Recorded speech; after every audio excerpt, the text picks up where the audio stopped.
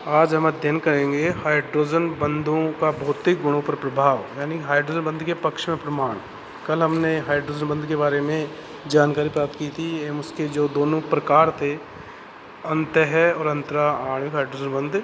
अब इसके पक्ष में जो भौतिक गुणों में जो डिफरेंस आता है कि हाइड्रोजन बंध काफ़ी दुर्बल प्रकृति होते हैं, उनका पदार्थों के भौतिक गुणों पर काफ़ी व्यापक प्रभाव पड़ता है। पदार्थों का सामान्य अपेक्षित आचरण से विचलन कई बार विभिन्न अणुओं को या एक से अधिक में विभिन्न समूह में सगुणित अवस्था में मानकर समझाया जा सकता है। अतः अंतरा और अंतः आणविक सगुणनों की व्याख्या, यानी कि अंतर अंतरा आणविक जो हाइड्रोजन बॉन्ड है उसके द्वारा इनको समझाया जा सकता है। तो इसके द्वारा हम निम्न कुछ बिंदु हैं उनको समझने का प्रयास करेंगे। जैसे पहला है अणुभार या मोलिकुलर वेट। तो बहुत से पदार्थों के प्रयोगों द्वारा निकाले गए अणुभार सूत्र भार से अधिक होता है।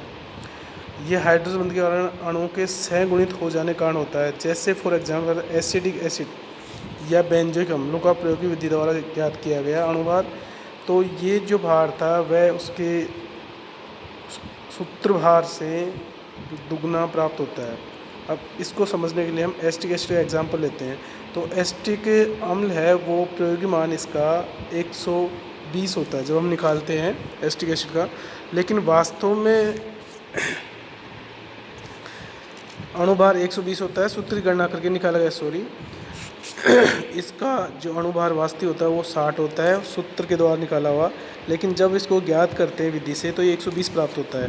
तो इसको इस प्रकार समझाया जा सकता है कि एसिटिक अम्ल जो होता है उसमें अंतरा अणुक हाइड्रोजन बंध पाया जाता है, इंट्रामोलिकुलर हाइड्रोजन बॉन्ड पाया जाता है। इसके कारण क्या होता है कि दो एसिटिक एसिड होते हैं वो सहगुणित हो जाते हैं दोनों, जैसा कि डायग्राम में दिखाया हुआ है। तो यहाँ पर दो एसिटिक एसिड हैं जिसमें कार्बन से डबल बॉन्ड से ऑक्सीजन जुड़ा हुआ है और डॉटेड बॉन्ड से हाइड्रोजन जुड़ा हुआ है दूसरे वाले से। इधर कार्बन से एक ऑक्सीजन जुड़ा है, फिर हाइड्रोजन जुड़ा है, फिर डॉटेड लाइन से ऑक्सीजन जुड़ा है। तो इस प्रकार जो डॉटेड लाइन है वो हाइड्रोजन बॉन्ड को प्रदर्शित करती है। तो इस प्रकार हम देखते हैं कि यहाँ पर ये हाइड्रोजन बॉन्ड के कारण सहगुणन हो जाता है, दो अणु एक दूसरे से जुड़ जाते हैं। इस कारण इसका जो अणुभार वास्तव में 60 आता है वो प्रायोगिक मान इसका 120 हो जाता है। तो इसी प्रकार इसको समझाया जाता है। ऐसे ही अन्य अणुओं का भी हम निकाल सकते हैं। तो सहगुणन के कारण इसका अणुभार बढ़ जाता है।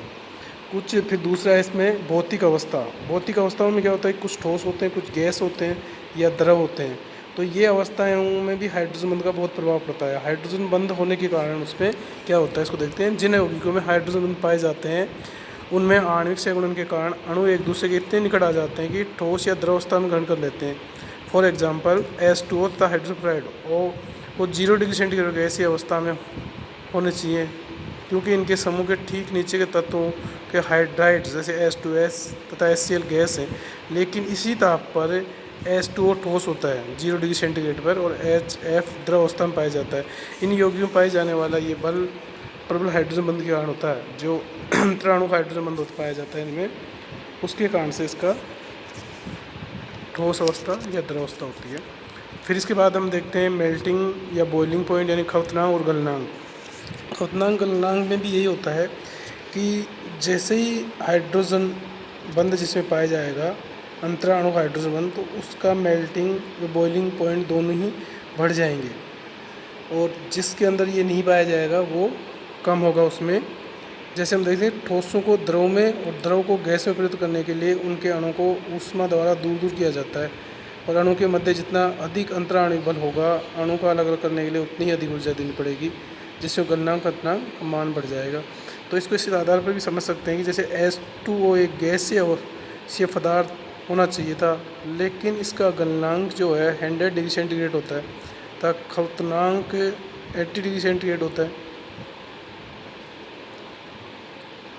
और H2S से निम्न होता है। लेकिन ये 0 डिग्री सेंटीग्रेड पर गलनांक और 100 डिग्री खवतनांक वाला एक द्रव है। होना चाहिए था इसको -100 डिग्री सेंटीग्रेड गलनांक और -80 डिग्री सेंटीग्रेड इसका खवतनांक, लेकिन इसका वास्तव में जब देखते हैं तो 0 डिग्री सेंटीग्रेड तो गलनांक आता है, 0 डिग्री सेंटीग्रेड गल जाता है ये, और 100 डिग्री सेंटीग्रेड इसका खवतनांक होता है, यानी बॉयल होना स्टार्ट हो जाता है 100 डिग्री सेंटीग्रेड से ऊपर। इसी प्रकार से अमोनिया हाइड्रोक्साइड का खवतनांक व गलनांक उनके नीचे आने वाले हाइड्राइड से कम होने की जगह काफ़ी अधिक होते हैं, और इसका रीजन है हाइड्रोजन बॉन्ड। जैसे ये सारणी दी हुई है, इसमें यौगिक हैं, इनके गलनांक क्वथनांक हैं। जैसे कार्बन, सिलिकॉन, जर्मेनियम, टिन, ये एक ही वर्ग के एलिमेंट्स हैं, तो इससे हाइड्राइड्स बने हुए इनके।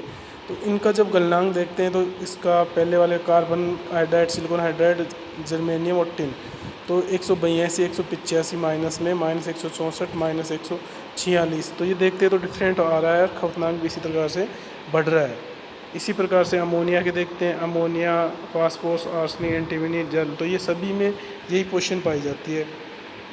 लेकिन जब अपन अमोनिया का -77.6 होता है, PS3 का 133 माइनस होता है, तो इसका हायर हो गया अमोनिया का, इसका कारण है इसमें हाइड्रोजन बॉन्ड। इसी प्रकार ऑक्सीजन वाले ग्रुप में आते हैं, ऑक्सीजन सल्फर, तो ऑक्सीजन का 0 डिग्री सेंटीग्रेड का गलनांक, जबकि सल्फर का हाइड्राइड जो होता है -85 डिग्री, तो इसका ज़्यादा हो गया ना जल का, इसका रीज़न है इसमें हाइड्रोजन बॉन्ड। इसी प्रकार इसके क्वथनांक देखते हैं तो वो भी हायर हो जाते हैं। तो हम कुल मिला के हम कह सकते हैं कि जैसे नाइट्रोजन, ऑक्सीजन या फ्लोरीन अपने अपने समूह में उच्चतम विद्युतीयता वाले तत्व होते हैं, जिनसे हाइड्रोजन बंध बनाने की प्रवृत्ति सबसे अधिक पाई जाती है। दूसरी ओर इनके नीचे आने वाले तत्व इस प्रकार के बंध बिल्कुल नहीं बनाते हैं, और यदि बनाते भी हैं तो ये बंध काफ़ी कमज़ोर होते हैं। इस प्रकार अमोनिया से बना अमोनिया, H2 और हाइड्रोफ्लोराइड के अति उच्च गलनांकों और क्वथनांकों के लिए हाइड्रोजन बंध जिम्मेदार है। जल में हाइड्रोजन को किसी एल्किल समूह या उदाहरण के लिए जैसे CH3 से प्रतिस्थापित कर देते हैं तो युग्म में हाइड्रोजन बंधन दुर्बल होता चला जाता है और डाइमेथिल ईथर में समाप्त हो जाता है, जिसका अर्थ इनका गलनांक और क्वथनांक मानों में भी तेज़ी से कमी आने लगती है। जैसे हम देख रहे हैं कि एक तरफ H2O जल है, फिर मेथेनॉल है, फिर ईथर है, तो इनका मेल्टिंग पॉइंट पहले 0 है, फिर -98 है, -141 है, तो ये कम होता चला जाता है। ये कारण है कि हाइड्रोजन बॉन्ड, पहले हाइड्रोजन बॉन्ड ज़्यादा था, फिर मेथेनॉल में कम हो गया और ईथर में समाप्त हो गया, इस कारण से इसका मेल्टिंग पॉइंट कम हो गया, इसी प्रकार इसका बॉइलिंग पॉइंट है। तो यदि कोई पदार्थ अंतः आणविक हाइड्रोजन बंध बना सकने में सक्षम है, उसके अणुओं के बीच में केवल वान डेर वाल्स बल ही पाए जाते हैं, जिससे क्वथनांक गलनांक के मान वे होंगे जो अपेक्षित हैं। उदाहरण के लिए जैसे 2 नाइट्रोफिनॉल का क्वथनांक 3 और 4 नाइट्रोफिनॉल से कम है, क्योंकि 3 व 4 समायों में अंतरा आणविक तथा 2 नाइट्रोफिनॉल में अंतर आणविक हाइड्रोजन बंध पाए जाते हैं। इसी प्रकार हम नीचे दूसरा देखते हैं, चौथा point, heat of the vaporisation, वाष्पन ऊष्मा। किसी एक मोल द्रव को वाष्प में परिवर्तन करने के लिए आवश्यक ऊर्जा को वाष्पन ऊष्मा कहते हैं। अतः ऐसे अंतर आणविक हाइड्रोजन बंध वाले यौगिकों की ऊष्मा, वाष्पन ऊष्मा का मान उच्च होता है। जैसे अमोनिया, वाटर हाइड्रोजन अति उच्च वाष्पन ऊर्जा मान स्पष्ट रूप से प्रमाणित करते हैं इन यौगिकों में अपने वर्ग के दूसरे तत्वों के हाइड्राइडों की तुलना में अधिक मजबूत हाइड्रोजन बंध बनाते हैं। इसी प्रकार सोल्युबिलिटी, विलेयता है, जैसे सहसंयोजक तथा आयनिक पदार्थों के लिए क्रमशः अध्रुवीय, ध्रुवीय प्रकृति के विलायक उपयुक्त होते हैं। यानी सहसंयोजक जो कंपाउंड होंगे, पदार्थ होंगे, उनके लिए तो अध्रुवीय विलायक यूज में लिया जाएगा, आयनिक पदार्थों के लिए ध्रुवीय विलायक या पोलर सॉल्वेंट का यूज़ करते हैं। यद्यपि अध्रुवीय विलायक आयनिक पदार्थों के लिए उपयुक्त नहीं होते, ध्रुवीय विलायकों में भी कहीं तक सहसंयोजक पदार्थों को घोलने की अद्भुत क्षमता पाई जाती है और कहीं वे ध्रुवीय पदार्थों को घोलने में भी असफल हो जाते हैं। ध्रुवीय विलायकों का इस प्रकार का आचरण उनके हाइड्रोजन बंध बना सकने की क्षमता अक्षमता का कारण होता है। जैसे शर्करा, कुछ स्टार्च, शोधक या अल्कोहल जैसे संयोजक पदार्थ अपने OH समूह को काम में लेते हुए H2O के साथ में हाइड्रोजन बंध बनाकर उनमें विलय हो जाते हैं, जबकि ध्रुवीय पदार्थ हाइड्रोजन बंध न बना सकने के कारण जल जैसे प्रबल ध्रुवीय विलायक में अविलय रहते हैं।